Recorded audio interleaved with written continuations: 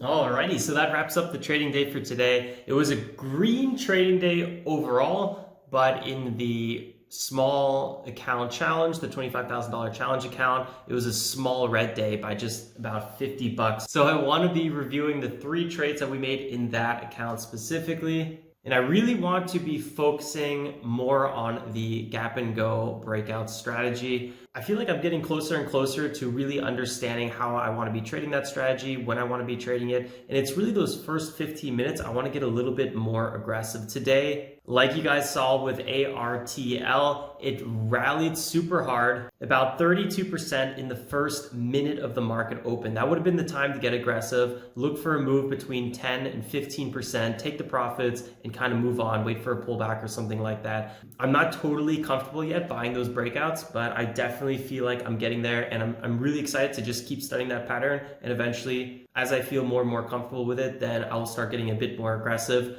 We did try to buy the pullback on ARTL and try to break higher again a few times. It pulled back to support, to former support, and tried like 5-6 times to break out higher. And I was like, you know what? I don't want to be part of this any longer. Got out of the trade, and it wasn't about another minute or two afterwards till that thing pulled back pretty extensively, and now it's somewhere around $3. So really, really good that we got out of that trade. It was just, just this time we couldn't walk away with a win on that first, morning 15 minutes. So totally fine. Then we had 2 more support line bounce trades. The first one, it could have easily been a very small loss or maybe a very small win.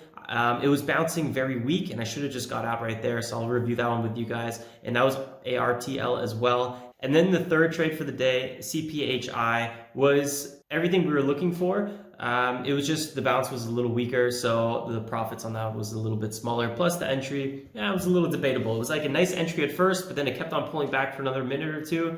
So we didn't get the full move on that one, unfortunately, but totally fine. So it really wasn't the worst day, small red day, but this week I really want to review a bit the gap and go breakout strategy, review some past trades, check out other traders with the morning gap and go strategy, and just kind of really identify maybe where I'm going wrong, where I'm going right, and just fine-tuning my strategy a little bit more. So that's definitely going to be the big focus for this week. Which means if you are new here and you want to follow my adventure on the $25,000 challenge, primarily trading the morning gap and go strategy, don't forget to subscribe and hit that bell icon too, because we go live every morning, and then we have a recap video reviewing how our journey is going. And don't forget to hit that like button below if you enjoy this content. I always appreciate it. All right, so here you have it. These are all our trades that we did today, and today was a little $52 green day. But overall, in the cash account, which is our small account challenge,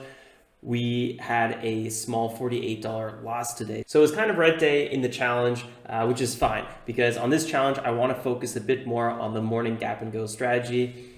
We started off with RTL. We had the next ARTL trade about 11 minutes after we ended the live stream.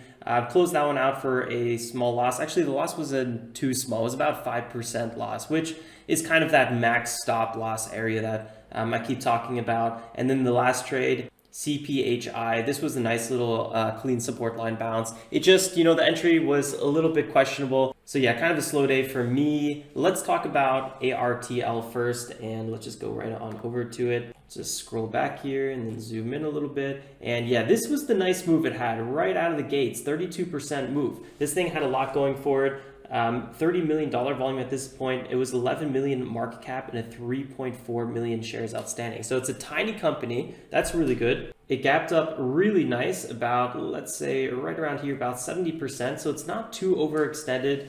And it has some big support underneath it around $3. The one thing I didn't like, though, on the long-term chart is the fact that what are we looking at? Is the fact that it had this big 180-day moving average resistance right above it. So I didn't really like that fact. And it made me a little bit hesitant when, the market opened, and it was kind of a big reason that I was waiting for a little bit bigger of a pullback first before we started running up. But we didn't really get that pullback, and then this thing just ran right away, and we kind of missed the entries into this. Although at 361 is probably where I should have bought the pre-market breakout. I think this was kind of like a textbook classic move. We're at 3.6. I just don't feel totally comfortable with those yet, so I didn't go ahead and do that. The news on this one, I think it got a big grant about, yeah, here we go. So it got a grant of $4.2 million for a cancer program. And if you think about it, that's a massive size grant for the fact this company is only 11 million. Their whole market cap is only 11 million. So that's crazy. Not to mention, I mean, at this point in the day, $30 million volume, that means this whole entire value of the company was traded 3 times today. That's insane. And that's exactly the kind of volatility we're looking for with these small caps. It just, it didn't really perform like I was hoping it would. And you can see this was our first entry here. This is the one that we got on the live stream. So don't forget to check that out because you guys can see the whole trade happen before, during, and after my whole thoughts on this one. But I was waiting for a break back here and then break past 4. So I was looking for a second breakout on this one, or at least some sort of double top, and we didn't really get that. And I entered as we were breaking higher here, so there was a lot of sellers at 3.7, and on this candle we've kind of broke that area, and I was like, okay, boom, here we go, this is going to be the second run. I get in, I kind of force the entry, I buy onto the ask, and we get filled right away. But then, the price pulls back a little bit. So yeah, we had a hold through this, and there was several attempts to break back higher. 1, 2, 3, especially here at 3.75, 4, and then 5 attempts to break back higher. You could maybe even argue 6 attempts.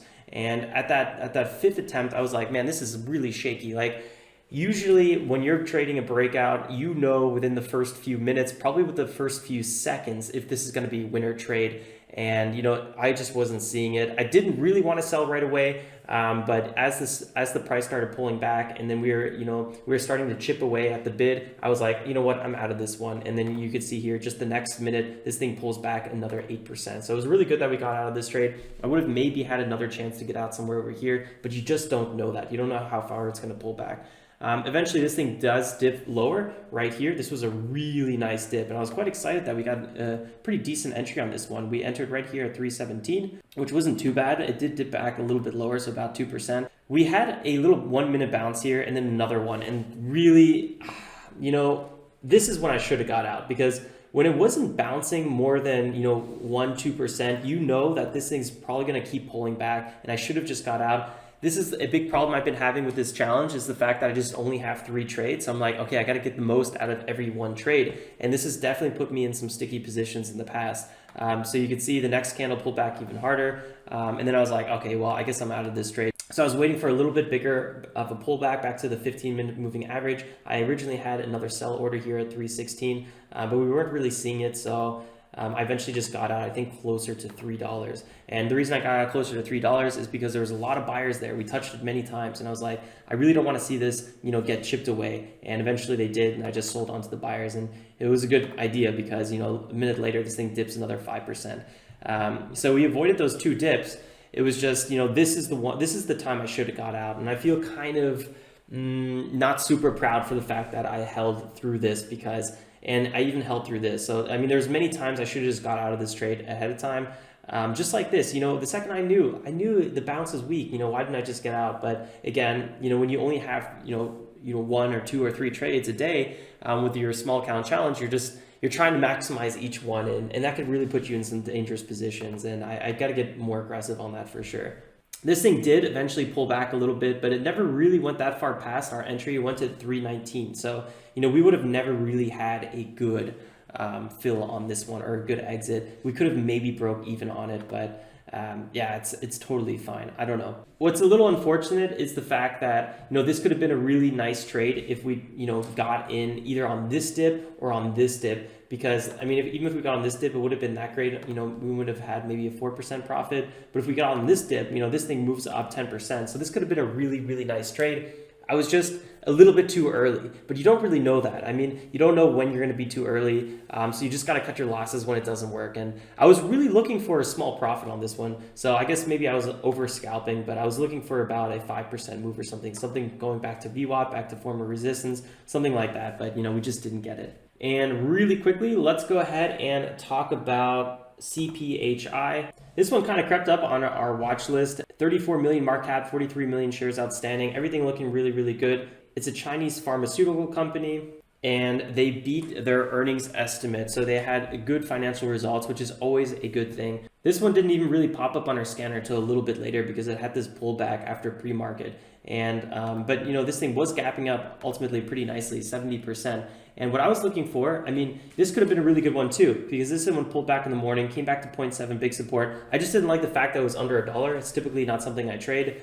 Because the order book gets a little bit spotty, the way it moves is a little bit weird. It's just, I find these to be a little bit less consistent. But yeah, this was a nice run up, 30% from after it found the big support here at the former breakout zone. So this could have been a really nice trade, but I wasn't really watching it yet. It wasn't until about like mid live stream, I think even the later half of the live stream, till when it really became on our radar. And the whole time I was like, after I had this nice little run up here, I was expecting we would have some sort of pullback, maybe towards VWAP or somewhere near this former breakout zone. So I was ready to have a potential entry on anywhere in this area. And that's exactly what we did. Eventually, let's see, 10 o'clock was here, and then we pull back further. So now we are at 10:20, we pull back again. So this is at 10:23 when we had the entry. And it was, it was fairly nice. The bounce wasn't the strongest, but, a little 3% bounce.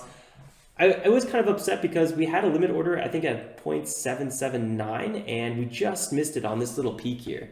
So we could have almost got out of our trade before this big dip down, which it was just really, really close. I mean, we missed it by honestly a few cents. So yeah, it's just one of those that you could have got out quicker, but ultimately we did kind of get out near the same spot when we had this little pullback towards VWAP. And yeah, I don't know. We landed a small profit on this one. It wasn't that clean. I was hoping the bounce would be a little bit stronger because it was, nice percentage move today, 64% already.